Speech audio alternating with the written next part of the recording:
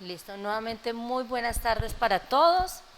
Mi nombre es Lady Rocío Triviño, soy la directora del curso. Agradezco mucho aquí a los docentes que me acompañan, profe Elena Trinidad, la profe Jane Alexandra, profe José Alberto y cada uno de los docentes que hace parte de la red de curso. De igual manera, agradecerle a los estudiantes la disponibilidad del tiempo para participar de este CIPA de alta complejidad de nuestro curso. Recuerden que este CIPA, la participación, hace que adquieran unos puntos adicionales en las actividades que se tienen. Así que es importante que participen de todo el CIPA, que esto fortalece mucho más el aprendizaje. Para el CIPA, entonces, la profesora Elena, el profesor José Alberto y la profesora Alexandra nos van a estar orientando en este lenguaje del cerebro, como se ha denominado, un viaje sobre o hacia todo lo que tiene que ver la psicofisiología. Así que, profe Elena, profe José Alberto y profe Alexandra, muchas gracias. Entonces, les doy por aquí la palabra, ya son moderadores y pueden compartirnos también pantalla. Bueno, buenas tardes. Bienvenidos a este primer CIPA. Vamos a compartir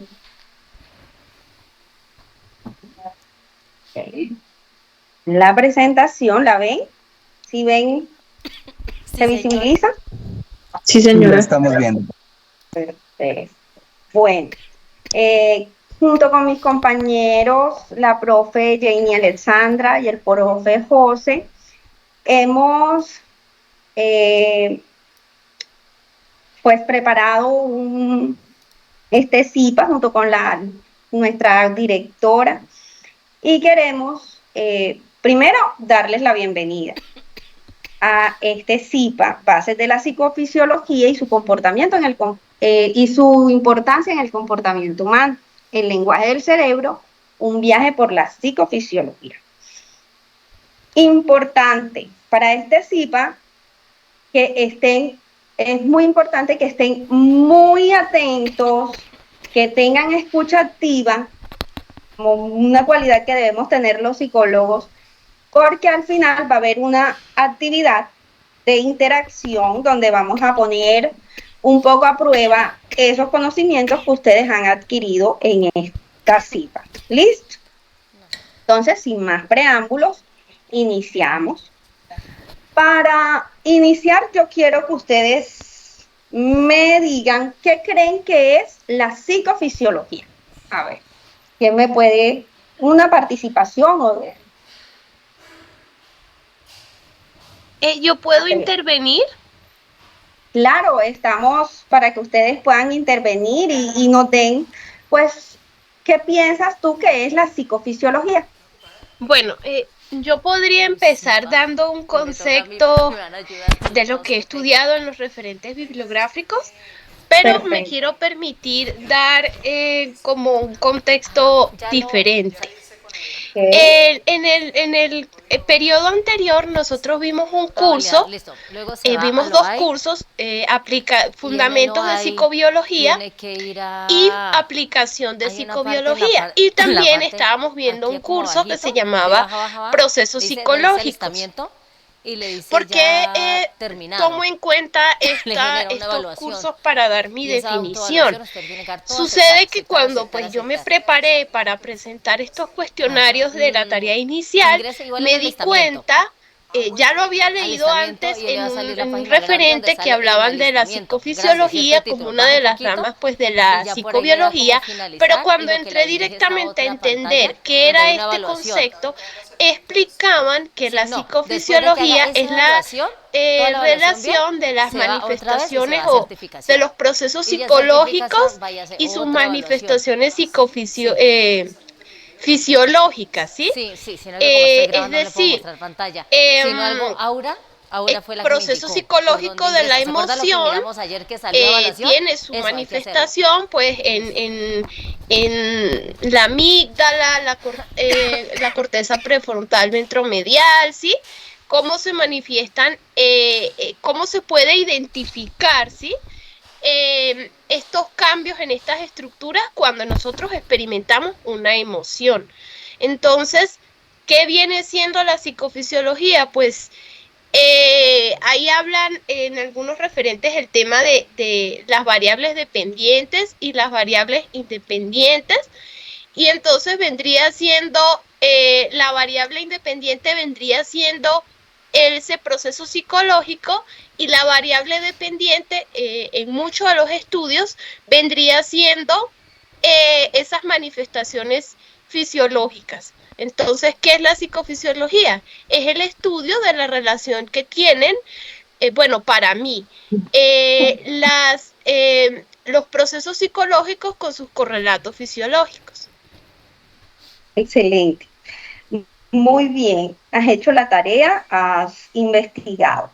Entonces, de forma general podemos decir, y es muy de acuerdo con lo que tú dices, y podemos decir que la psicofisiología es la rama de la psicología que estudia cómo esas señales químicas y eléctricas en el cerebro se traducen o se transforman, ¿cierto?, en respuestas cognitivas y conductuales. En pocas palabras, es esa ciencia que estudia, o esa rama de la psicología, perdón, que estudia esa relación entre los procesos fisiológicos del cuerpo, más que todo el sistema nervioso, y esos procesos también de emocional, de la conducta, esas respuestas psicológicas, ¿cierto? En cuanto a los procesos de la psicofisiología, es importante entender que nos ayuda a mirar esos mecanismos de defensa, el estrés también está dentro del estudio de la psicofisiología, como vamos a ver más adelante. ¿Por qué es importante la psicofisiología? Primero, porque como ya decíamos, nos ayuda a entender un poco esa relación entre lo físico y lo psicológico, ¿cierto? Y a partir de ahí nos permite conocer más a fondo, por ejemplo, trastornos mentales, validar las teorías psicológicas. También es importante porque nos permite medir la evaluación, medir la emoción, el comportamiento, entre otros. Y obviamente es cierto, muy importante también porque nos permite la aplicación de tratamientos psicológicos eficientes y eficaces con base a todas las investigaciones realizadas. Para esto tenemos que tocar un tema muy importante como es la comunicación neuronal. Y tenemos que tener claro que las neuronas se comunican mediante sinapsis eléctricas y químicas. ¿Para qué? Para enviar una información al cerebro y obviamente obtener una respuesta. Los neurotransmisores como la dopamina, serotonina y el glutamato regulan los estados mentales, los estados cognitivos. Y la plasticidad sináptica permite la adaptación del cerebro de nuevos aprendizajes y experiencias. Esto nos permite que nosotros podamos dar respuesta a situaciones, ¿sí?, en un futuro que sean parecidas a las que ya nos hayan ocurrido, porque tenemos un aprendizaje previo y podemos abordar digamos, dar respuestas positivas a esas situaciones futuras. ¿Claro hasta aquí todo? Bueno, también es importante para la psicofisiología tiene, por decirlo de alguna manera, unas estructuras claves, ¿cierto? ¿Cuáles son esas estructuras claves? La corteza prefrontal, el sistema límbico, el tronco encefálico y el cerebelo. La corteza prefrontal ayuda a la regulación de la cognición y la toma de decisiones, ¿cierto? También regula la impulsividad. El sistema límbico, por su parte, ayuda al procesamiento emocional y a los procesos de memoria. Aquí tenemos la amígdala y el hipocampo. El tronco encefálico, ¿sí?, nos ayuda a controlar toda la parte, digamos que las respuestas autónomas y los reflejos básicos. Y el cerebelo, pues nos ayuda en cuanto a todo lo que es la coordinación motora y las funciones cognitivas emergentes, lo que llamamos la cognición y movimiento. Le voy a dar la palabra a la profe Alexandra para que nos siga acompañando en este ciclo. Profe. Vale, muchas gracias. Muy buenas tardes. ¿Me escuchan bien? Pasamos a la siguiente diapositiva, por favor. No sé si ahí me escuchan, ¿me pueden ver? Perfecto. Sí, profe. Bueno. Sí, señora. Bueno, me presento, mi nombre es Jane Cardona, soy docente precisamente pues de este maravilloso curso. Junto con la red de curso pues hemos preparado este CIPAS.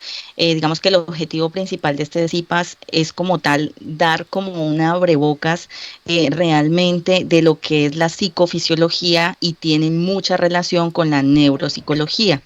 Realmente lo que nos decía la profe ahora y es cómo esas estructuras cerebrales se involucran de tal manera que al cumplir su función, es decir, un adecuado funcionamiento, pues permite que nosotros tengamos diferentes respuestas, digámoslo así, psicológicas, neuropsicológicas y fisiológicas, dependiendo la circunstancia en la que nos encontremos.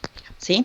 Entonces, abriendo un poco lo que la profesora manifestaba, tenemos que dentro de la neuropsicología y dentro de nuestro día a día tenemos diferentes estados o emociones que nos permiten llevar a cabo una conducta adecuada. En este caso vamos a hablar de un dominio cognitivo como tal, pero también que da paso a todo el ingreso de información de nuestro exterior, como es la atención. La atención está involucrada con los sistemas fisiológicos en cuanto a que, digamos así, es la que nos permite. No voy a salir un poquito como la presentación y se los voy a explicar un poco más breve. Resulta que ustedes tienen que hacerse la idea que nuestro cerebro es como una pirámide, ¿sí? Dentro de esa pirámide nosotros tenemos la primera base, que es por donde ingresa la información. Ese paso que permite la información se llama el SARA, Sistema Activador Reticular Ascendente. Es el que permite que toda la información del exterior ingrese a nuestro cerebro, ¿sí? Entonces, aquí como podemos visualizar, tenemos el tronco encefálico. El tronco encefálico es como ese puente que permite que ingrese la información y pueda ser procesada en la parte de la corteza. Tenemos que tener en cuenta dos términos muy importantes. Una cosa son las áreas subcorticales y otra las corticales, que creo que ahorita se va a profundizar un poco mejor. Las áreas subcorticales son las áreas inferiores e internas del cerebro. Entonces, ahí como podemos ver, la parte que está viendo la diapositiva, la verde, ¿cierto? Son las áreas inferiores y las interiores del cerebro se encuentran las moraditas, ¿vale? Ya la área blanca como tal es las áreas corticales. Eso es importante que lo tengamos en cuenta para poder como visualizar cómo se da este proceso, digámoslo así, de ingreso de información. La atención tiene diferentes componentes. Nosotros no podemos, digamos, relacionar la atención solamente con que ustedes estén aquí activas y ya, eso es un proceso atencional. Ese es un proceso atencional, pero dentro del proceso de la cognición, es decir, para procesar, digámoslo así, la memoria, el lenguaje. Entonces, ustedes están prestando atención. Pero la atención también tiene un componente que se llama atención tónica y atención fásica, ¿sí? Esa atención tónica y fásica es la que nos permite pasar de un estado de adormecimiento, como cuando ustedes se levantan y se quedan mirando el zapato, como que por allá la mamá les habla, ¿qué? ¿Cómo? ¿Qué me dijo? No logran responder ante un estímulo, ¿cierto? Todavía no tienen la atención tónica, están en atención fásica. Ya cuando tienen la atención tónica es que ustedes pueden dar una respuesta ante un estímulo. Entonces, sea que les tiren una pelota, les pregunten algo, ¿cierto? Entonces, estos estados de atención tónica y fásica que se dan en las estructuras internas del cerebro se dan precisamente o se alteran cuando hay un consumo de sustancias psicoactivas, cuando hay procesos de anestesia, cuando hay traumas craneoencefálicos, cuando hay deprivación del sueño. Entonces, una persona que lleva muchos días sin dormir puede tener un descenso o unos problemas en estos tipos de atención, ¿cierto? Pero ya para el proceso de atención como dominio cognitivo, las estructuras cerebrales involucradas también, digamos que van de la mano no solo con el área, sino con su buen funcionamiento. ¿Esto qué quiere decir? Para la atención, que es un proceso que nos permite seleccionar la información importante e ignorar otras. Es decir, yo estoy centrada aquí hablando con ustedes y pasó el señor de papa, verdura, cebolla, ¿cierto? Mi atención está centrada aquí e ignora ese otro estímulo, ¿cierto? ¿Gracias a qué? Gracias a la corteza prefrontal, gracias al SARA, ¿cierto? Que es sistema activador reticular ascendente, y también a los lóbulos parietales. Pero hay algo muy importante en el cerebro que es digámoslo así, la producción de neurotransmisores. Los neurotransmisores están muy involucrados en todos los procesos de cognición. Dentro de ellos, como estamos hablando de atención, yo creo que han escuchado mucho lo que es el TDAH. ¿Sí? ¿Sí lo conocen? ¿Sí lo conocen por ahí? ¿Sí han escuchado Sí, Sí, el profe. TDAH? Listo. Sí, señora. El TDAH es una patología como tal, es un trastorno por déficit de atención e hiperactividad que es muy usada esa palabra ahorita. Un niño que tenga algún comportamiento, entonces la mayoría de docentes en los colegios tiene TDAH, enviémoslo para la neuropsicóloga, enviémosla para otro lado, ¿cierto? Y no. Resulta que el TDAH es una patología que se debe tomar con seriedad, con responsabilidad, porque estos pacienticos tienen una alteración biológica. Esa alteración biológica como tal se resume a que, digámoslo así, hay un déficit para poder concentrarse y poder tener autocontrol. Y esta alteración es porque los neurotransmisores como la dopamina y la noradrenalina, que son los que se encargan como tal de este proceso atencional, hay un desequilibrio en ellas. Por eso, muchas veces a mí como neuropsicóloga me llegan pacienticos que no, yo tengo, no, ese paciente tiene TDAH. Se pone uno a evaluar y si es necesario, se envía con psiquiatría. ¿Para qué? Para enviar unos neuromoduladores que ayudan a qué? A precisamente a mantener los niveles de estos neurotransmisores y modular el comportamiento. Esto en casos extremos. Yo siempre le digo a mis estudiantes, chicos, ustedes como psicólogos, porque igual yo siempre los trato de orientarlos, ¿qué van a hacer ustedes en su vida profesional? Cuando les llegan unos casos de esto, la última opción debe ser el psiquiatra. Tratemos con la psicología, nuestras herramientas, pautas de crianza, asesoría familiar, terapia, ¿cierto? ¿Para qué? Porque yo he tenido casos de niños que han sido diagnosticados con TDAH y hemos podido lograr unos cambios significativos sin necesidad de psiquiatría. Pero no quiero decir que la rama de la psiquiatría no sea importante y que precisamente muchos niños, cuando ya tienen un TDAH combinado o mixto que llaman, que es cuando tiene trastorno por déficit de atención, hiperactividad, impulsividad y agresividad, son los que más necesitan como tal esos neuromoduladores. ¿Para qué? Para mantener los niveles de dopamina y noradrenalina. ¿Sí? Hay otros factores que pueden influir en los procesos de atención, ¿cierto? Como es el estrés, la fatiga, ¿cierto? Cuando ustedes están muy cansados, por ejemplo, que ya en la noche les toca las web conferencias o algo, ¿cierto? Ahí se disminuye la capacidad atencional, ¿cierto? Entonces ya empiezan a interponerse otros estímulos del entorno. ¿Listo? Siguiente, profe, por favor. Vamos con el siguiente proceso. Tenemos, no, hacia adelante. Ok, tenemos la emoción. Esta me encanta. Me encanta porque resulta que nosotros solamente nos encargamos de sentir, ¿verdad? Nosotros estamos sintiendo, pero realmente los profesionales, ¿cierto? Como lo son ustedes, como están formándose ustedes, pues sabemos qué es lo que está pasando en nuestro cerebro. Y resulta que hay algo que se llama el sistema nervioso simpático, ¿cierto? Dentro de ese sistema nervioso simpático tenemos como tal el sistema límbico. Y dentro de ese sistema límbico tenemos como tal la amígdala y la corteza orbitofrontal. Y ustedes dirán esa palabra frontal, orbitofrontal o dorsolateral. ¿Sí saben cuál es la dorsolateral y la orbitofrontal? De pronto, ¿en qué parte están ubicadas? Aquí en la diapositiva, ¿cierto? Podemos mirarla, pero muchas veces cuando nosotros nos lo preguntan se le olvida. Entonces yo les voy a explicar un poquito cómo me la vi yo, para ver si les, ¿cierto? Resulta que uno tiene el frontal, ¿cierto? Entonces este es el frontal, las áreas prefrontales quedan acá atrás, pero tenemos también que la órbito frontal, como dice órbito, está por encima del ojo, órbito frontal. Estas son las áreas orbitofrontales. Y las dorsolaterales son estas, dorsolaterales, ¿sí? Órbito frontal, dorsolateral. Palabras más, palabras menos, nuestro lóbulo frontal está encargado o se le atribuye que es el encargado de las funciones ejecutivas. Dentro de esas funciones ejecutivas tenemos que en el área órbito-frontal es el que se encarga del control inhibitorio, la flexibilidad cognitiva, ¿cierto? Es lo que nos ayuda a regular las emociones. ¿Por qué? ¿Qué pasa si no tenemos una regulación adecuada de las emociones? Yo creo que es importante tener en cuenta que estas emociones, todas las emociones traen consigo cambios fisiológicos, sean en mayor o menor proporción. ¿Qué quiere decir eso? Algunas emociones hacen que las personas suden, tiemblen, tengan taquicardia, pongan frías, ¿verdad? Otras emociones dan estado de placer, bienestar, seguridad. Que uno no reconoce esa, simplemente, ay, estoy feliz, estoy contento. Por ejemplo, en la alegría hay mayor liberación de dopamina y de serotonina, ¿cierto? Eso genera ese bienestar y esa seguridad.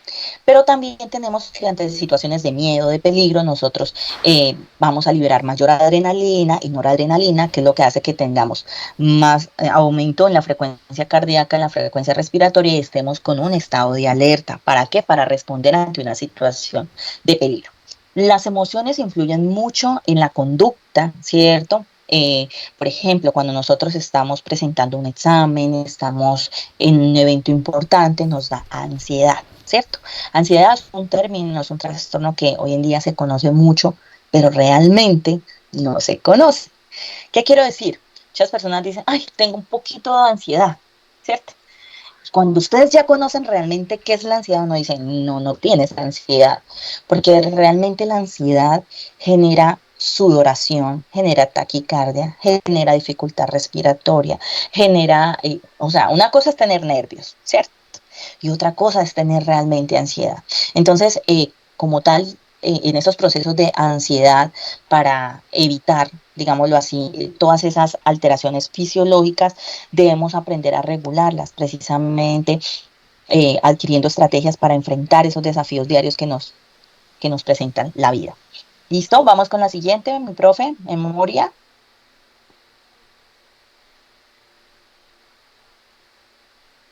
Listo, memoria. En esta presentación nosotros hemos tratado de enfocar no todos los, digamos así, los dominios cognitivos y que están relacionados con las estructuras, porque eso ya de pronto lo ven en neuropsicología, ¿cierto? Pero lo que es el proceso de atención y el proceso de memoria es lo que nos hace a nosotros, es lo que nos crea. Porque la atención permite el ingreso de esos estímulos exteriores, pero la memoria permite la consolidación y el aprendizaje, ¿cierto? Y resulta que esta memoria también depende de unas estructuras cerebrales. Esas estructuras son el hipocampo y la corteza entorrinal, ¿cierto? Muchos pacientes vamos a llamarlo con demencia, no precisamente Alzheimer, pero muchos pacientes con demencia tienen demencia, ¿por qué? Porque hay una afectación neurológica en las estructuras cerebrales como tal. En el caso del Alzheimer, hay pacientes que tienen acumulación de proteína tau, ¿cierto? Entonces, esas proteínas que se acumulan en el cerebro, ¿cierto? Hacen de que empiece la persona a perder sus recuerdos, sus tipos de memoria. Hay muchos tipos de memoria, pero dentro de ellas tenemos la memoria episódica, que son nuestros recuerdos autobiográficos, los episodios de nuestra vida que se consolidan a largo plazo y que se encuentran en el hipocampo. Pero a mi punto de vista psicofisiológico como tal, también están relacionados los neurotransmisores.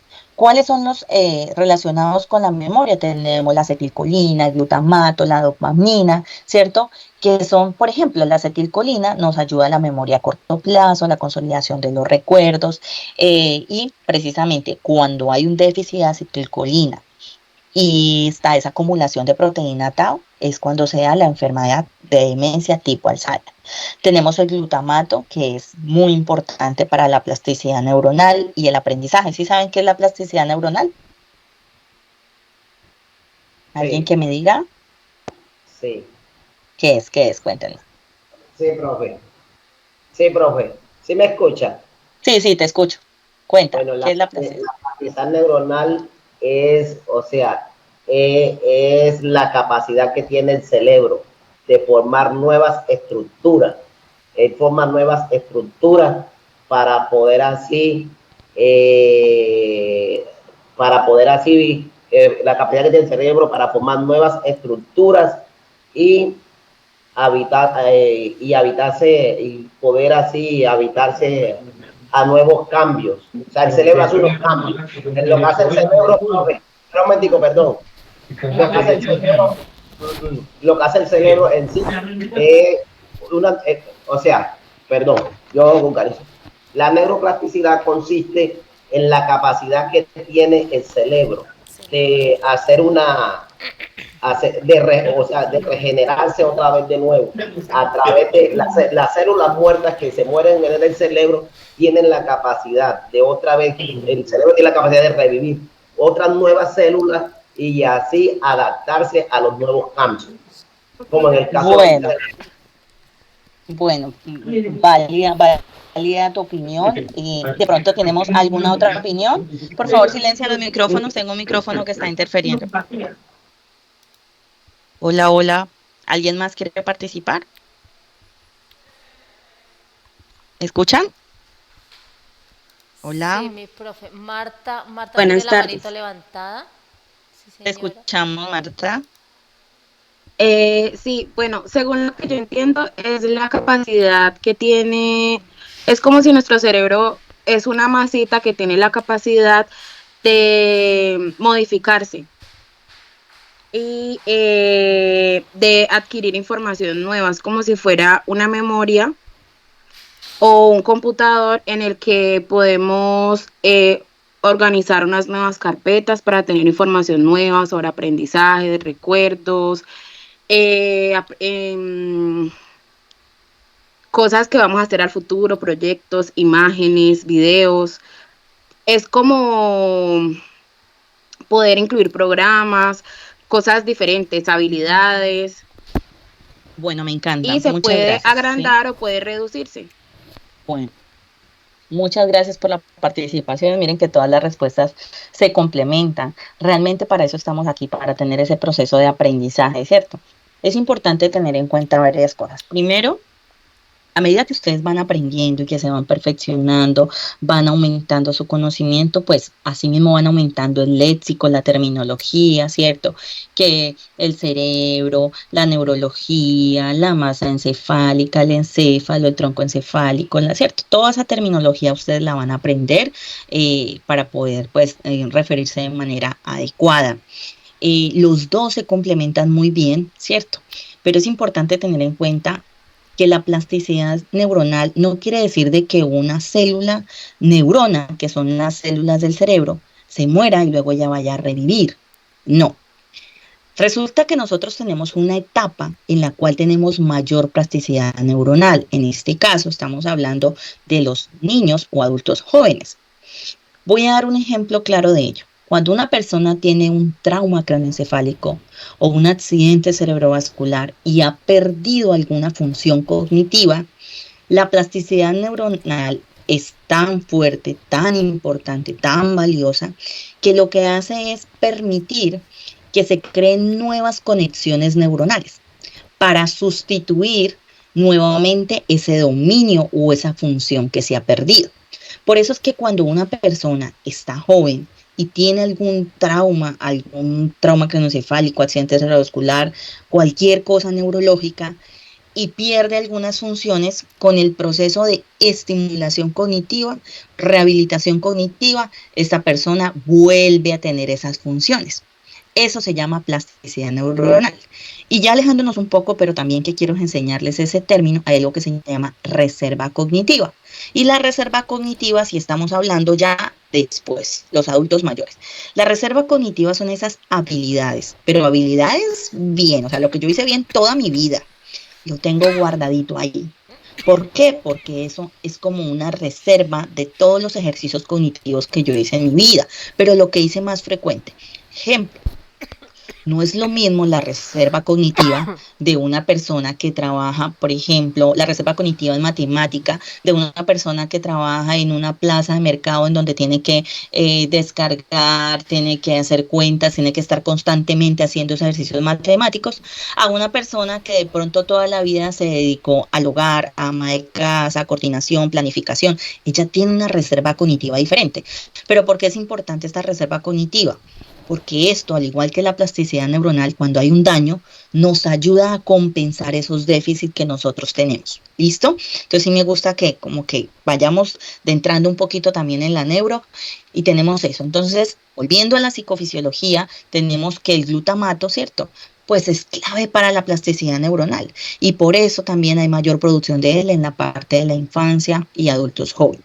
Y también es muy importante para el aprendizaje.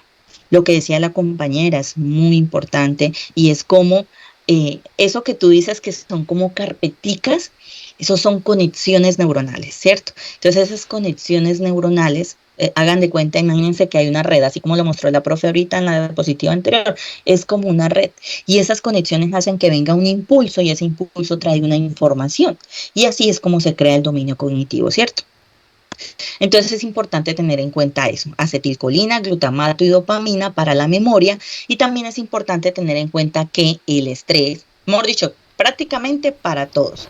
Cuando hay estrés o deprivación del sueño, pues se afecta la atención, se afecta la emoción, se afecta la memoria, se afecta el lenguaje, se afecta todo. Entonces, aquí también en la memoria, el estrés y la falta de sueño, pues afectan como tal la memoria, afectan que la consolidación de la información. Yo puedo estar aquí, pero resulta que yo tengo sueño, ¿cierto? O resulta que estoy súper estresada, no sé qué, y yo estoy prestándole atención a la profesora, pero resulta que no va a haber una consolidación de la información. Yo más rato me puedo acordar algo, sí, ella dijo algo así, neurotransmisores, mañana, pasa mañana, ¿cierto? Porque o tengo estrés o tengo deprivación del sueño, ¿cierto? El estrés, recuerden que genera aumento de cortisol y ese cortisol puede dañar el hipocampo, ¿cierto? Entonces es importante que tengamos en cuenta eso. Cortisol aumentado y mantener los niveles de acetilcolina, glutamato y dopamina. Siguiente, profe, por favor.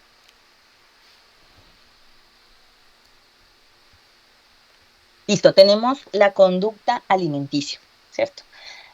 La alimentación no solo responde a la necesidad biológica para obtener energía, es decir, no solamente nosotros tenemos que comer porque si no como, pues entonces me voy a sentir débil. Resulta que también hay una relación de la alimentación con los factores emocionales y sociales. El hipotálamo es el principal regulador de la conducta alimentaria. Controla lo que es el hambre, la sensación de saciedad y hay varias hormonas que están relacionadas y que se encuentran como tal en el hipotálamo, que tenemos la grelina, la leptina y la insulina.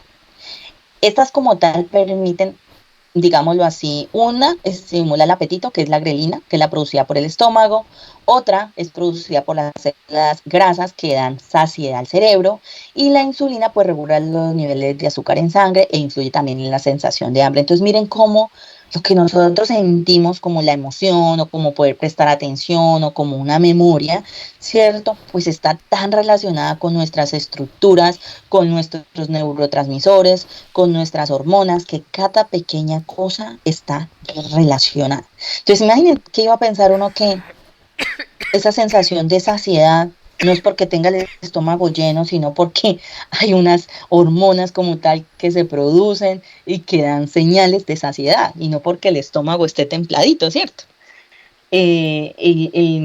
Por ejemplo, hay personas que tienen su estómago vacío y su estómago es muy pequeño, digámoslo así, lo que comieron es muy pequeño, pero ya tienen la señal de saciedad. Tenemos como tal que el estrés, la ansiedad, el estado de ánimo, pues va a alterar estas hormonas, va a hacer que las personas pues no tengan la señal de saciedad o tengan un apetito muy sobreestimulado. Y por ejemplo también muchas personas para controlar sus emociones, regular sus emociones, pues como tal pueden empezar a comer, digámoslo así, buscan en la alimentación esa sensación de placer que yo les decía, ¿cierto? Que se genera como tal por la serotonina y esa sensación de bienestar, ¿cierto? tenemos también el otro lado opuesto, ¿no? Que son los trastornos como la anorexia, que están relacionados con la percepción de mi imagen corporal, pero también están relacionados con la serotonina. Cómo me veo, me siento plena, feliz y en paz, o hay un cambio como tal que hace que yo, a pesar de que me estoy viendo, no estoy segregando serotonina. Por lo tanto, tengo una distorsión, una dismorfia, que es lo que hace que las personas tengan una imagen diferente a lo que yo estoy viendo de mi cuerpo, ¿cierto? Entonces eso es muy importante que lo tengamos en cuenta.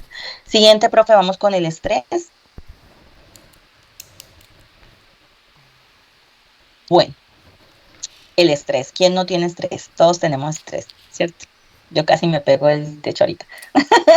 Bueno, muchachos, resulta que en el estrés, ¿cierto? El estrés es un término que damos a una respuesta fisiológica ante situaciones amenazantes o desafiantes. Que tengo que presentar algo, que tengo que entregar un informe, que tengo una exposición, que se me venció la actividad, y tengo el trabajo, y tengo mi hijo enfermo, y tengo esto, y tengo lo otro, ¿cierto? Entonces resulta que yo tengo una situación amenazante o desafiante. Esa situación de estrés se activa a través del eje del hipotálamo, la hipófisis y la adrenal, o el que conocemos como HHA, que es lo que nos ayuda a liberar el cortisol y es la hormona del estrés. En pequeñas dosis, el estrés puede ser beneficioso. Claro, muchas veces no he escuchado por ahí el término me gusta trabajar bajo presión. ¿Sí? O muchos, no, es que me va mejor trabajando bajo presión, cuando ya se va a acabar la actividad media hora antes, ustedes están ahí, ¿cierto? Pero resulta que es bueno, pero no tan bueno. Es bueno porque también nos ayuda a exigirnos y a tener un desempeño máximo, a mejorar nuestro rendimiento y nuestra atención. Pero es el estrés como en pequeñas dosis, es el estrés beneficioso.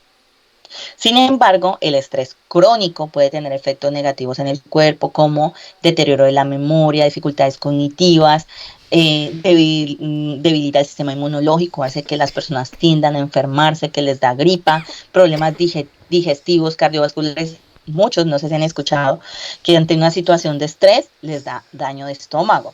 O por el contrario, da estreñimiento, ¿cierto?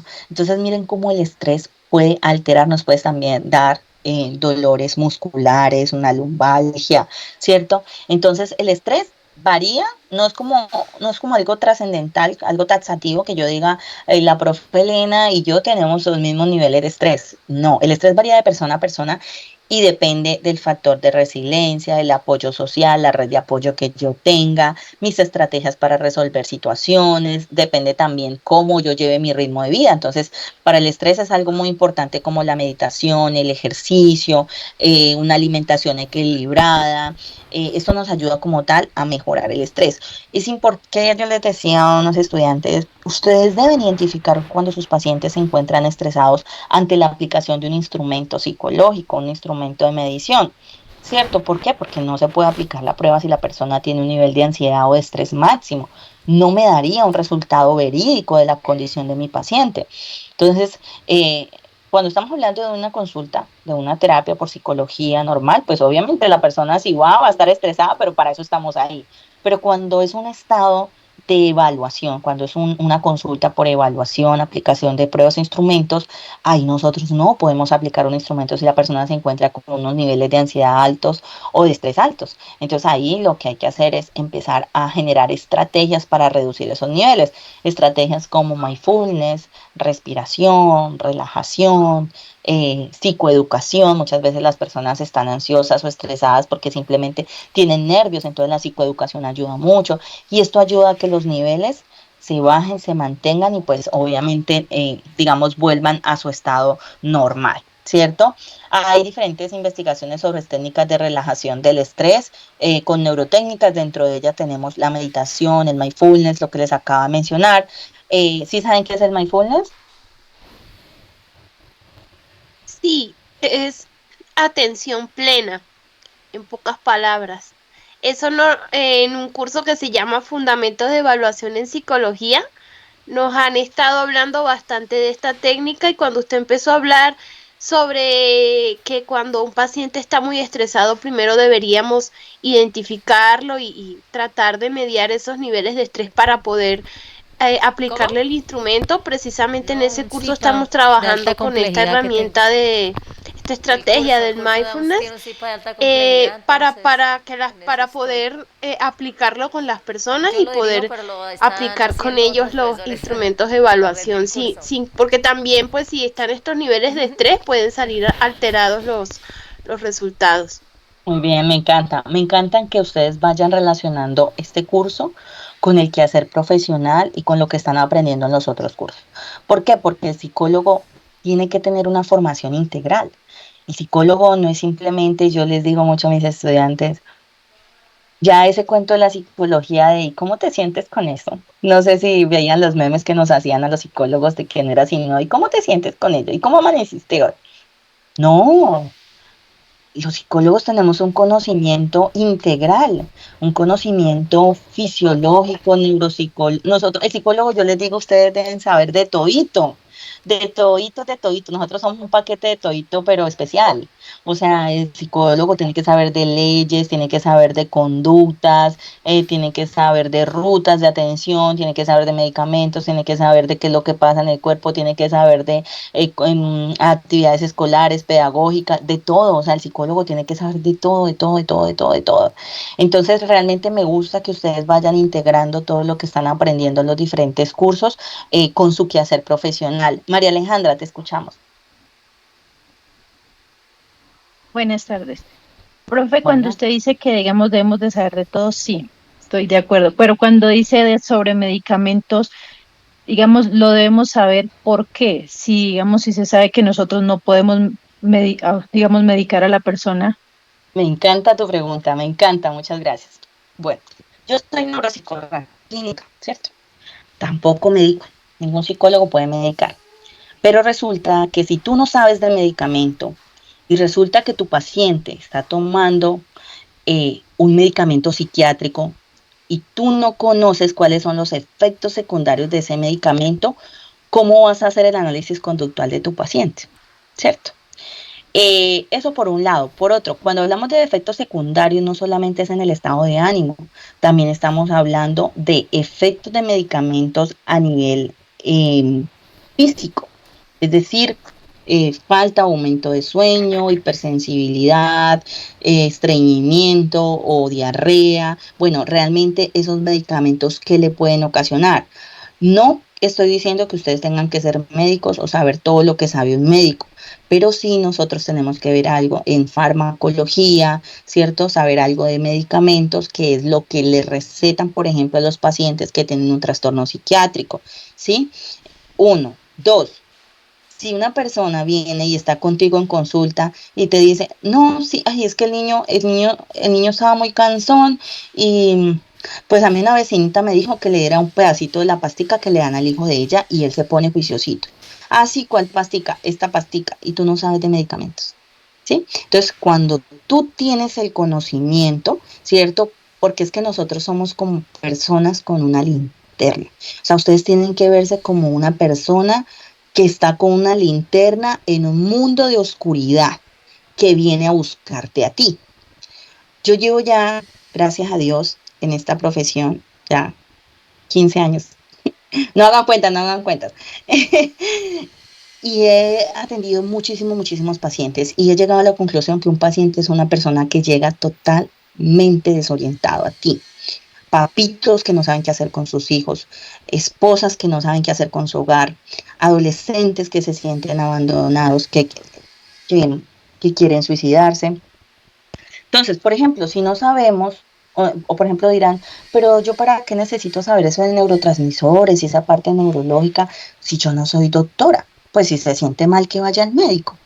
Pero resulta que entonces, como ustedes sí saben de eso, llega el adolescente que tiene falta e insomnio, la persona no duerme, ¿cierto? La persona está totalmente anímica, con dolor de cabeza constante, y uno se pone a mirar, no, es que resulta que ella está haciendo una dieta con disminución de carbohidratos o está tomando tal proteína, un suplemento de proteína en vez de comer carne animal, o está haciendo esto, está haciendo lo otro, y ustedes pueden mirar, claro, esta persona. Entonces, ¿qué hacen ustedes?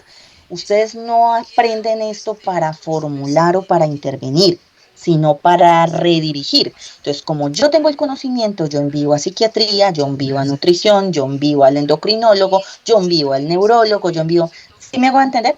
Esa es la clave de que ustedes tengan este conocimiento para poder reorientar a su paciente a que ellos puedan tomar acciones, no que te dejen a ti, sino que te complementen con otros profesionales, llegando así a cumplir el objetivo del psicólogo. ¿Quién me dice cuál es el objetivo del psicólogo?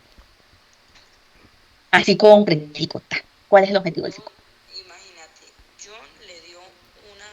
¿Quién? Cualquier cosa. Orientar. Orientar, dicen por acá, ¿qué más? Así, complementenlo, completico. ¿Cuál es el objetivo de un psicólogo con su paciente? Bueno, me Hola, permito, Buenas tardes. no sé si va a hablar el compañero. Bienestar mental. Por ahí va. ¿Me están escuchando? Sí, te escuchamos, dime. Bueno, según lo que yo puedo interpretar de lo que he venido estudiando, creo que el objetivo de un psicólogo con su paciente, primero pues el rol de ser una guía, guiarlo en su proceso de recuperación o de construcción de esa salud mental y Ay, se te fue la otra. entonces el psicólogo, ¿me escucha? Eh, uh-huh.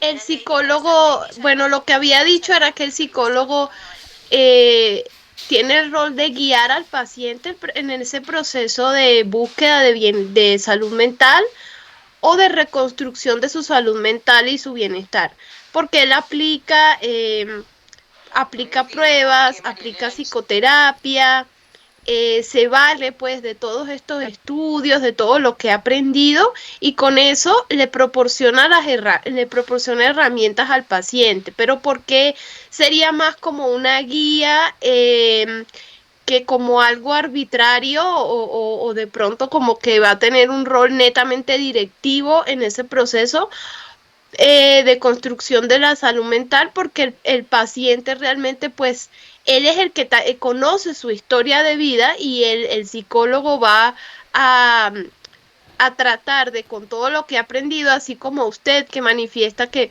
pues ha trabajado con muchos pacientes y que usted con todo el bagaje profesional que tiene, pues ya va identificando, va aplicando estas pruebas, pero es un trabajo conjunto, por eso es que es una guía. Es el paciente con el psicólogo juntos construyen ese proceso de bienestar, de salud mental para el paciente. Bueno, muy bien, muchas gracias. Muy asertivo lo que tú nos comentas. Quiero escuchar a los otros compañeros. Tatiana, ¿te escuchamos? Hola, buenas tardes a todos. Bueno, lo que yo entiendo que cómo es el objetivo cuál es el objetivo del psicólogo, para mí es, y bueno, varias veces lo han resaltado en las clases que hemos tenido, que el objetivo del psicólogo es ayudar a evaluar y comprender a las personas y a manejar también sus emociones, sus pensamientos y de comportamientos y conductas.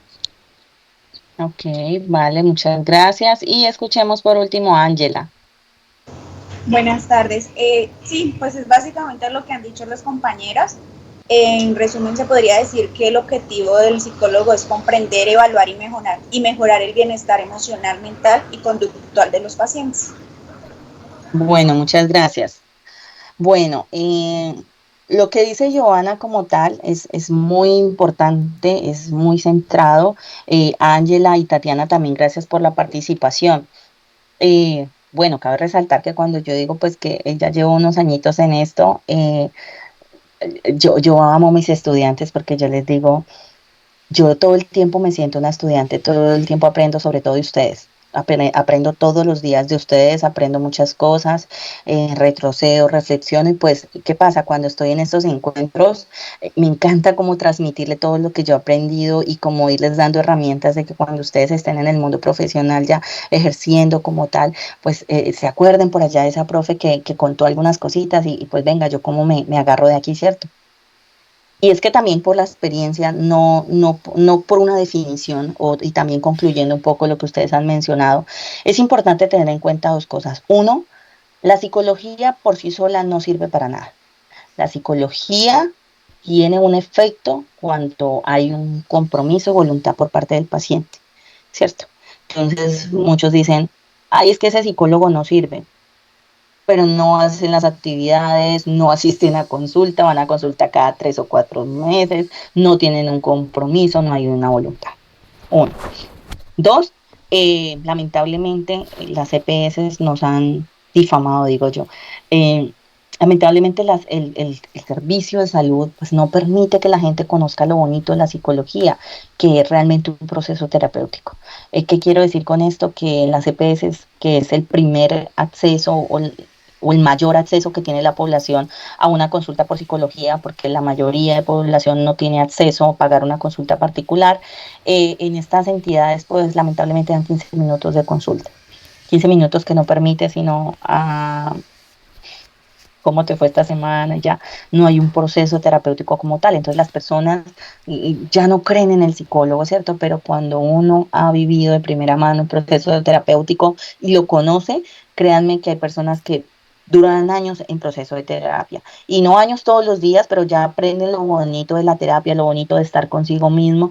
Por ejemplo, en mi caso, tengo pacientes que llevan conmigo hasta 3 y 4 años y asisten una vez al mes o una vez cada 2 meses, porque conocen lo bonito del proceso terapéutico, pero depende de nosotros y del conocimiento que nosotros tenemos de esto que estamos aprendiendo, de la neuro, de los procesos fisiológicos, de medicamentos, de las emociones, de la atención, del estrés, de todo esto depende que nosotros tengamos las herramientas para enamorar a nuestro paciente de este proceso psicológico.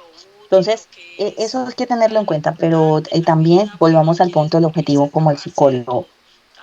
Y es que muchas de las cosas que me decían las compañeras es evaluar, guiar, organizar, y yo digo, bueno, ese es el paso a paso.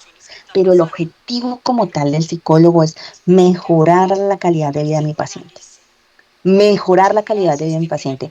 Cuando yo me meto esto aquí, yo mi cerebro empieza a buscar todas las herramientas que yo tengo, desde la psicofisiología, desde los demás complementos interdisciplinares como psiquiatría, medicina, neurología, todos ellos, fonoaudiología, es más, hasta la parte de Secretaría de Salud, Ministerio de Educación, colegios. Por ejemplo, he tenido los pacientes que tienen una discapacidad, pacientes con discapacidad visual, que también tuve la oportunidad de trabajar con ellos cerca de 3 años, en las que yo quería mejorar la calidad de vida de mi paciente porque ese era mi objetivo. No solucionarle, no comprarle un teléfono, no, pero sí darle las herramientas, saber que hubo un proceso de inclusión, que está estudiando, que llegó a la universidad, que lo impulsé, que le di la ruta, la orientación, el contacto, venga, busquemos por internet, mira este contacto, nos puede ayudar, esto, lo otro. Eso en cuanto a una discapacidad, pero en cuanto al asunto emocional, en cuanto al asunto, en todo se aplica. Si usted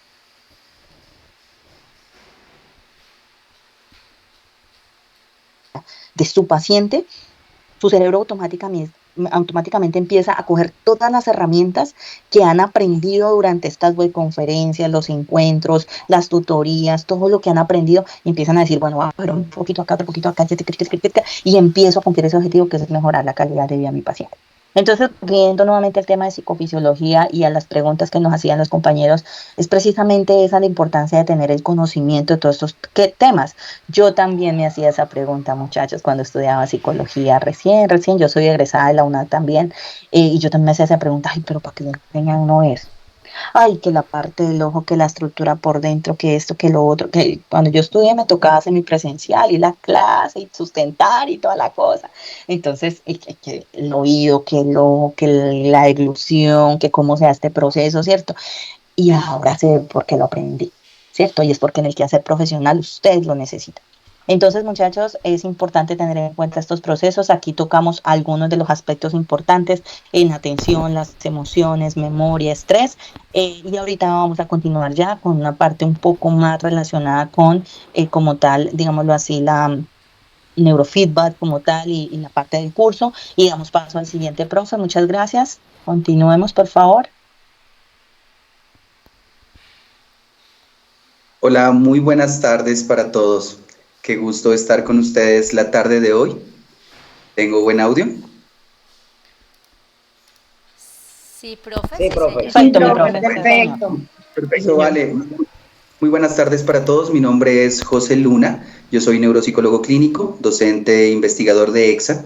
Y bueno, en la tarde de hoy quiero compartirles un poquito respecto de esa mirada psicofisiológica desde una perspectiva de medición, de observación, ¿sí? Y posiblemente también de intervención. Me uno a las palabras de mis compañeras, excelentemente explicadas las temáticas que han abordado. Creo yo que actualmente la coyuntura temporal en la que vivimos exige al psicólogo tener un conocimiento extenso no solamente del funcionamiento de los procesos psíquicos, sino por supuesto también de los procesos fisiológicos de los cuales dependen algunos de los síntomas que pueden sufrir las personas que atendemos, ¿sí? Entonces, todos estos procesos psicofisiológicos tan importantes que las profes nos han mencionado, tienen la posibilidad de ser observados, medidos y cuantificados y por lo tanto intervenidos de manera exacta gracias a cierto tipo de técnicas neurotecnológicas y de imagenología, de neuroimagen más bien, que permiten entonces observar de manera precisa tanto la anatomía como el funcionamiento y metabolismo del cerebro y el sistema nervioso.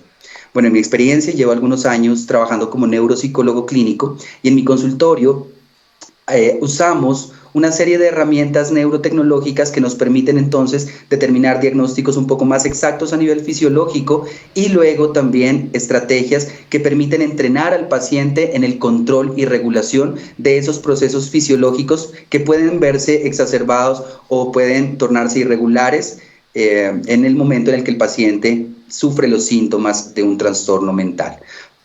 Bueno, en esta diapositiva podemos ver varias siglas, voy a ir explicando cada una de ellas. Creo yo que este tipo de conocimiento permite que el psicólogo entable diálogos interdisciplinares de manera mucho más productiva para su paciente. El conocer de este tipo de imágenes cerebrales, de neuroimágenes, puede también permitirnos tener una mayor claridad, ¿sí? Una mayor visión respecto de lo que le pasa a nuestro paciente. Es posible que los pacientes actualmente lleguen con este tipo de insumos y será importante que por lo menos los psicólogos tengamos una claridad respecto de qué insumo es el que nos lleva el paciente y cómo podemos utilizarlo e incluirlo dentro de nuestros procesos diagnósticos e interventivos. Bien.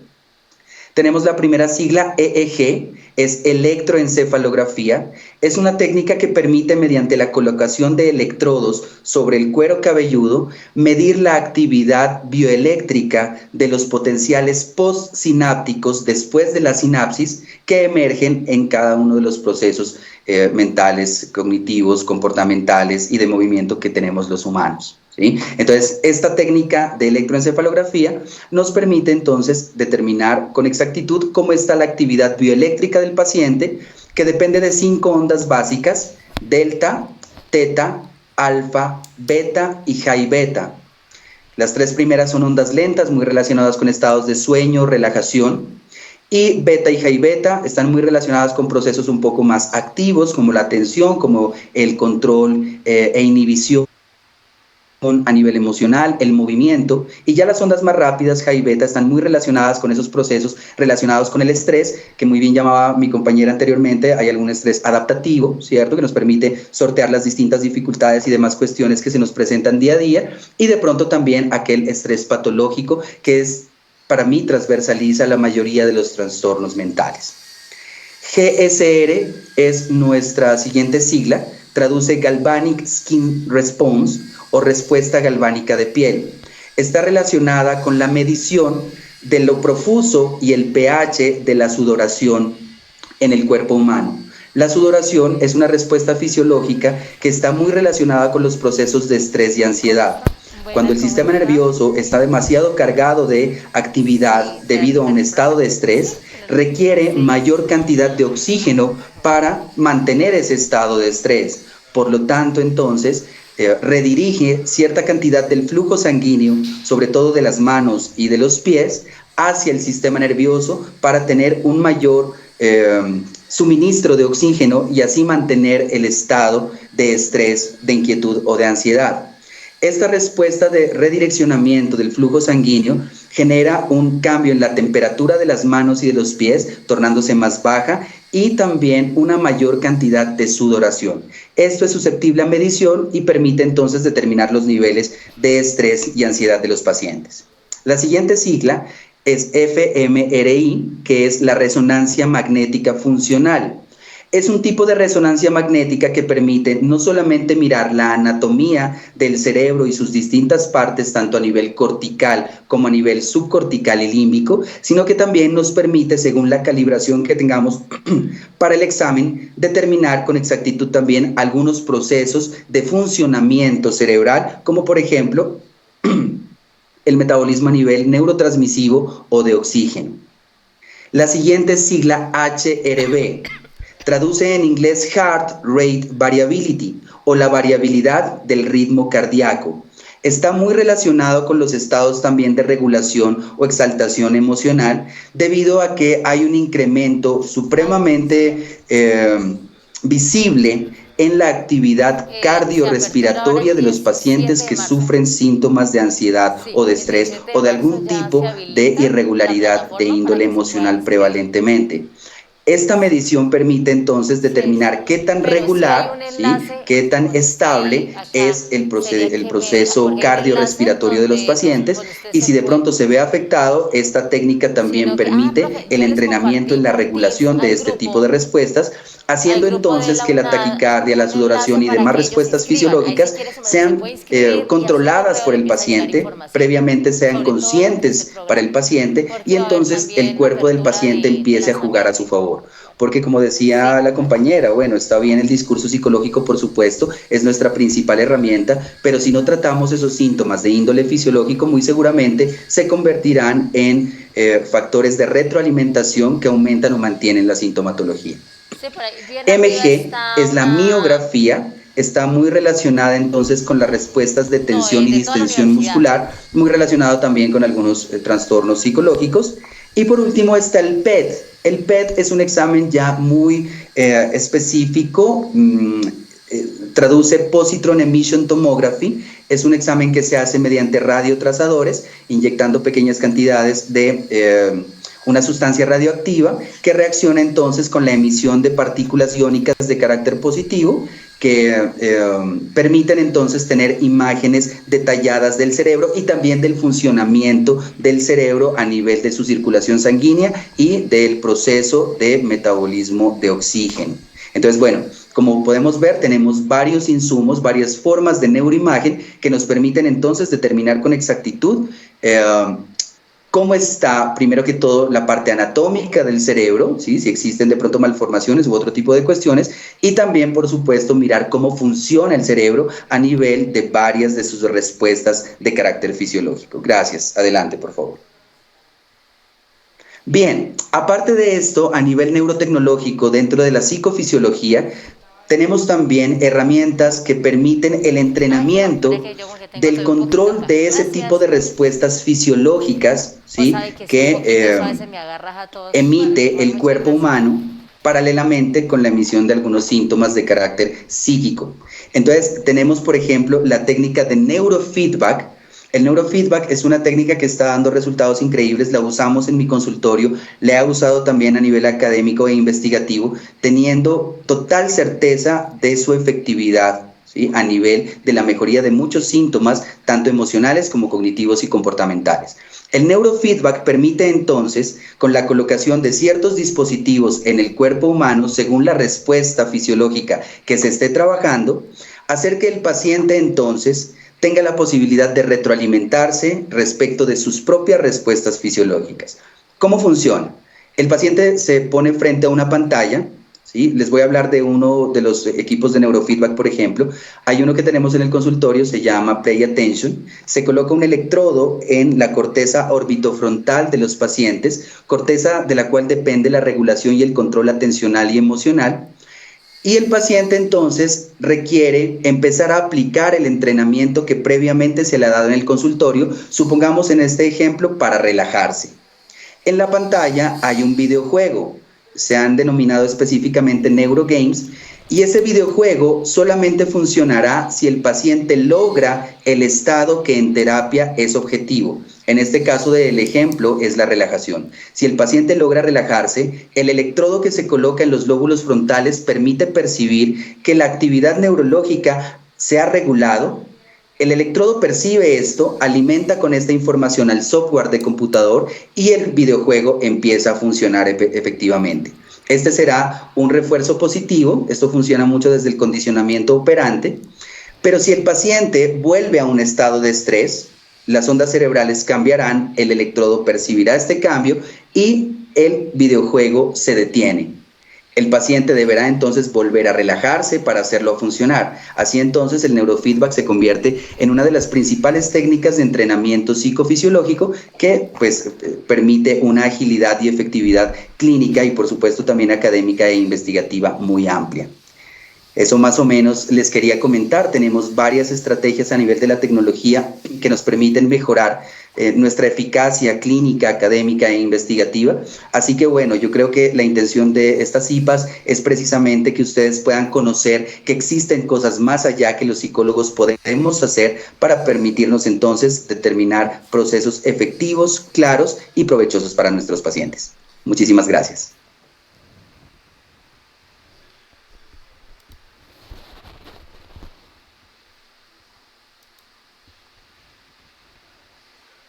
Bueno, no sé si de pronto alguno de los participantes tenga alguna pregunta, algún aporte, con muchísimo gusto puedo contestar. Profe, ¿de pronto me puede ayudar a moderar un poquito las preguntas? Bueno, sí, señor. Profe, Claro que muchas gracias. Ay, vale, profe Elena, gracias. Bueno, no, dele, tranquila, no se preocupe. por aquí estaba mirando, bueno, Giovanna tiene la mano levantada, podemos entonces, con gusto. Adelante, por favor. Buenas tardes, tutor. Yo tenía una inquietud, es que yo estoy en un semillero de investigación, entonces vamos a trabajar una propuesta con el Alzheimer y el deterioro cognitivo leve, los primeros estadios del Alzheimer y el deterioro cognitivo leve. Entonces se busca aplicar neurofeedback para mirar si este deterioro cognitivo se podría disminuir, sobre todo ya pues cuando no está tan avanzado. Entonces quería saber si usted en alguna oportunidad ha aplicado el neurofeedback en personas con deterioro cognitivo leve y si ha podido encontrar alguna mejoría.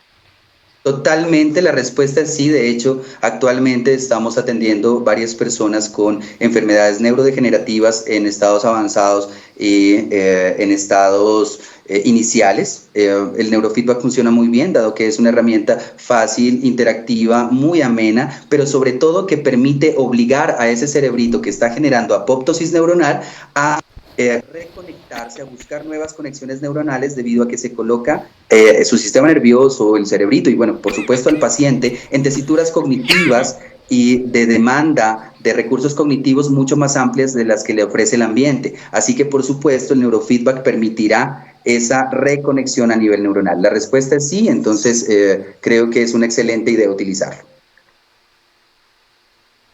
Muchas gracias por su aclaración, porque es que yo he estado con mis compañeras allí buscando investigaciones que avalen directamente lo que se ha encontrado con el neurofeedback. Hemos encontrado algunas evidencias, pero no había tantas, como no hemos encontrado tantos artículos en español que refieran esto, pero ahora que, pues, que usted lo menciona, ya vamos como un poco más encaminadas a aplicar esta estrategia. Muchas gracias por su Ok, respuesta. bueno, mi nombre es José Alberto Luna Hernández. Puedes buscar algunos artículos de mi autoría respecto de la efectividad de neurofeedback y también vas a encontrar bastante información si haces una buena búsqueda. Con todo gusto.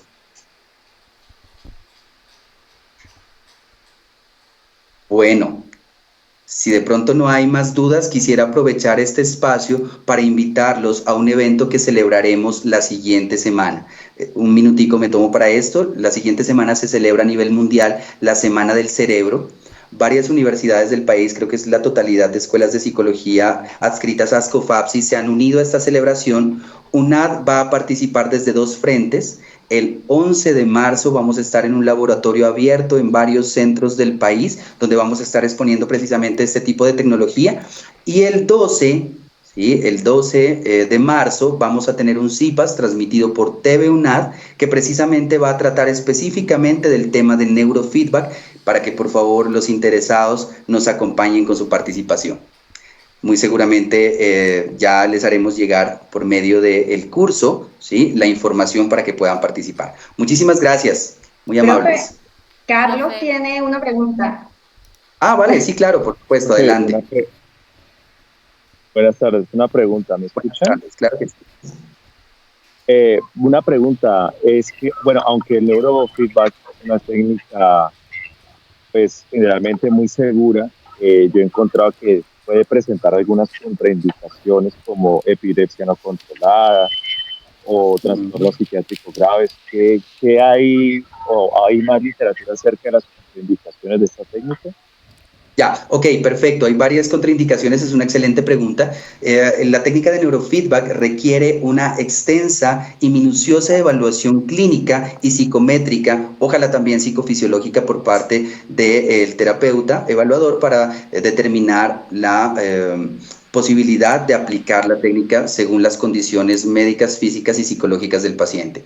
Pacientes con epilepsia de pronto tienen dificultades, lo he aplicado, sí, pero teniendo bastante control.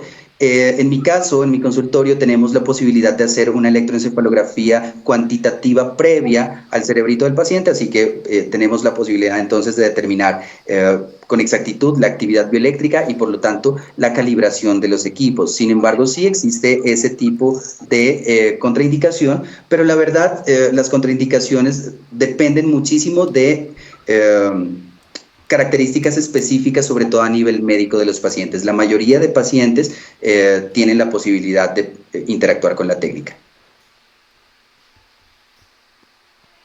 Buenas tardes, tutor, ¿cómo está? Buenas tardes.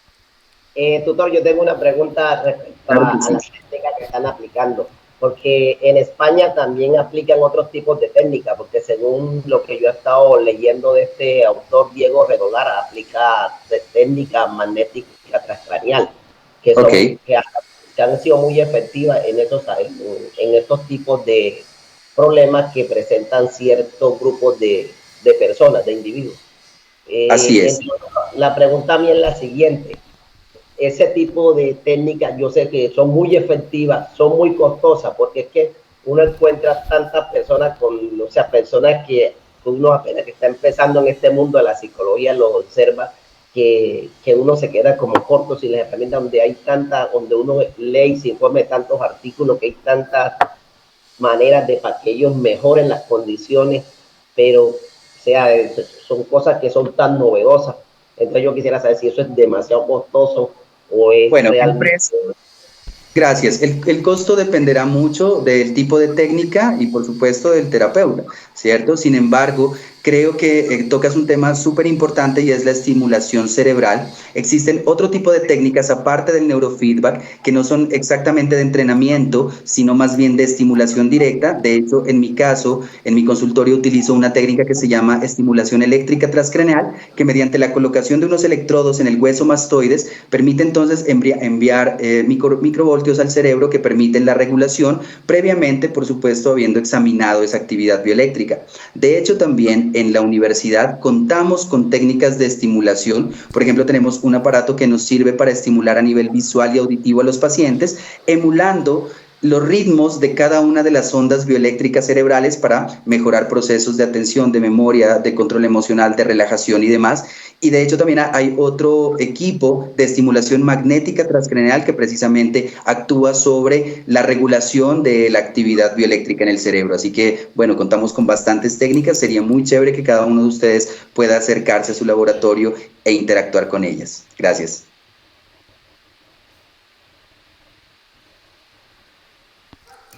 Buenas tardes, yo tengo una pregunta. Bueno. Hablando del GCR, que como que evaluó un poquito el estrés y la ansiedad, escuché algo del tema de la sudoración. Sí. ¿Dónde se puede acceder o cómo puedo llegar a él? Bueno, creería yo que dependería mucho de los profesionales que estén cercanos en su ciudad. En la ciudad de Pasto, pues sabemos un par de profesionales que practicamos la técnica, sí. La verdad es una pregunta muy específica que no puedo responder. Simplemente habría que indagar, ¿cierto? Buscar profesionales en neuropsicología o psicofisiología que tengan la posibilidad de aplicar la técnica. Ok, pero se tomaría como parte de manera particular. Pienso que sí, pienso que de pronto por EPS es un poquito difícil acceder a este tipo de técnicas, sin embargo, de manera particular estoy seguro que puede encontrar a alguien en su ciudad aplicando las técnicas de neurotecnología. Ok, gracias. Con gusto.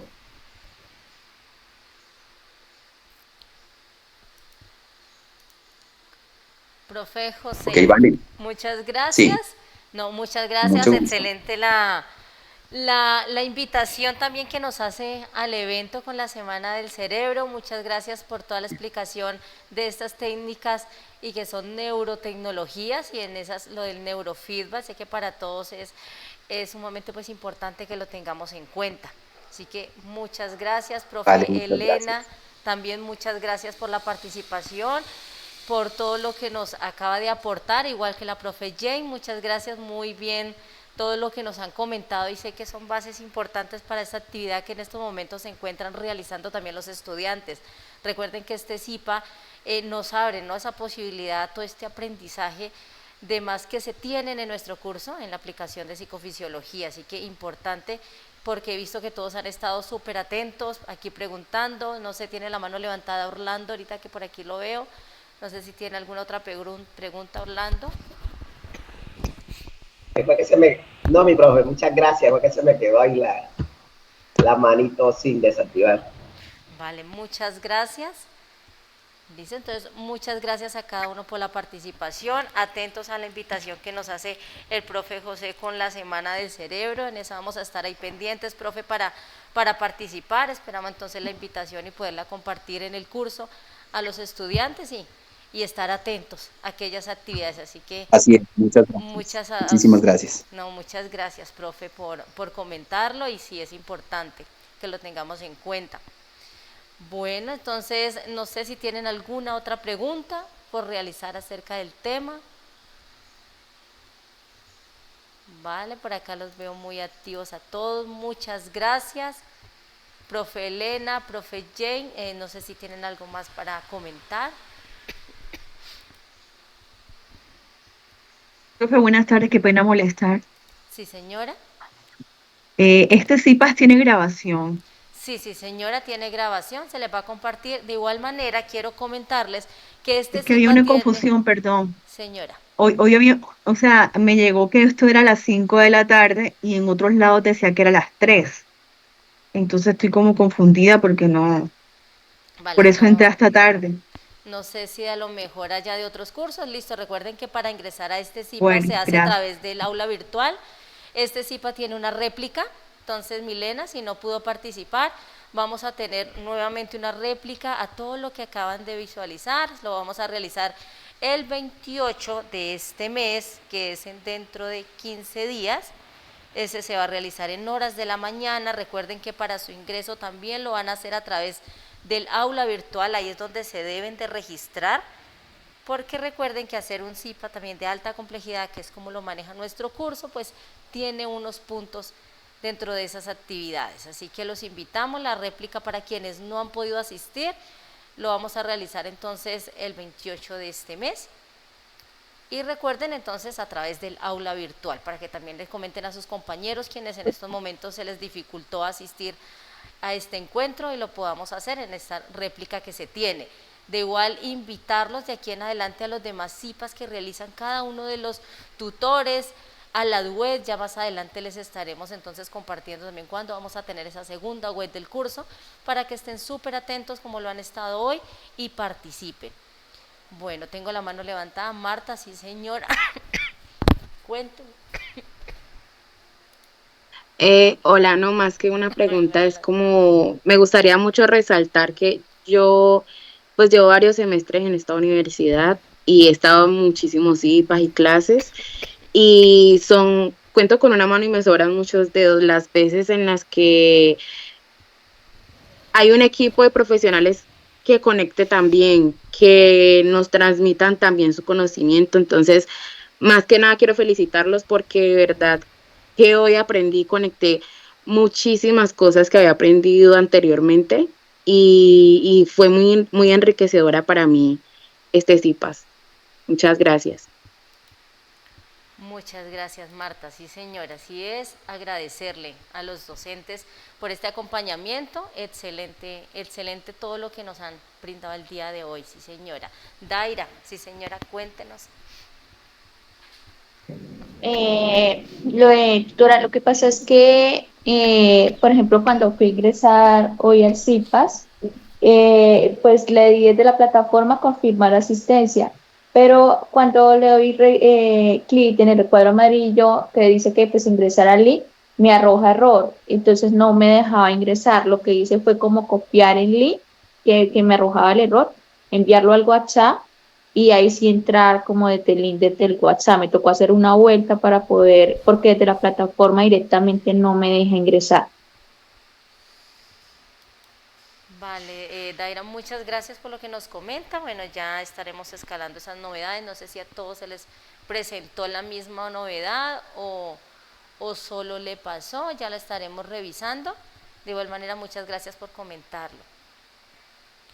Mónica, sí señora. Buenas tardes, tutora. A mí me pasó lo mismo que la compañera. Me tocó copiar el link para poder ingresar. No me deja marcar la asistencia. Pero no han podido marcar asistencia. No pude marcar la asistencia. Vale, entonces los vamos a tener también presente. Ahora luego ya hablaré con los tutores, ya revisaremos para poder verificar que efectivamente pues ustedes han estado aquí participando. A quienes no les han dejado marcar asistencia, entonces ya lo estaremos revisando, ¿vale? Muchas gracias por comentarlo. Y veo que por mensajes también nos están comentando de que han tenido dificultades. Listo. Como estoy también haciendo una grabación por aquí, por este medio de Teams, van a quedar registrados, entonces ya los estaremos revisando. Listo, de igual manera, muchas gracias a cada uno por comentarlo. Vale, bueno, parece que todo les ha pasado igual. Listo. Muchas gracias. Ya estaremos escalando la novedad, a ver qué ha pasado, a ver si no se nos pasa para la siguiente réplica. Listo, bueno, les comento los puntos pues que se les asignan es esa participación. Quienes han estado hoy participando bien, nos pueden participar en la siguiente sesión de réplica, pero recuerden que se les asigna punto por participación en una sesión. Listo, es como para que lo tengamos claro. Adicional, nuevamente agradecerles por la participación, agradecerles, profe Elena, profe Jane, profe José, por la participación, por el tiempo, esa disponibilidad de brindarnos todos estos conocimientos que han sido excelente apoyo para todo lo que estamos realizando, no solo dentro del curso, sino a nivel profesional. Muchas gracias nuevamente. Bueno, no siendo más, profe Elena, profe Jane y profe José, no sé si tienen algo más para finalizar, para ir ya cerrando nuestro encuentro de CIPA. Me disculpan, es que estoy con una tos que si hablo me ahogo tosiendo mucho, sí señora. No, pues nada, felicitar a los estudiantes por la asistencia y pues agradecer también a los profes, a usted por darnos esta oportunidad. No, mi profe, a ustedes, muchas gracias y bueno, ya estaremos por aquí revisando. Entonces también pues los inconvenientes que nos han pasado de acuerdo con el enlace, como lo están comentando los estudiantes, para que no se nos vuelva a presentar. Así que no siendo más, pues yo les deseo una excelente tarde a cada uno, muchos éxitos en todo este proceso de aprendizaje que estamos realizando, seguir participando cada uno de los foros con la actividad que tenemos dentro del curso. Sé que tenemos un tiempo súper amplio para hacerla, pero no es motivo para que dejemos de participar, así que los invito a quienes no han participado en los foros a seguir participando de estas actividades. Los docentes estamos atentos para prestar esa comunicación oportuna. Recuerde que contamos con un chat para que ahí también estemos atentos a todo lo que se nos está comentando, a la invitación que nos hace el profe José con la Semana del Cerebro, para que también todos estén prestos y disponibles en esa participación. Así que nuevamente muchas gracias y que tengan un excelente día.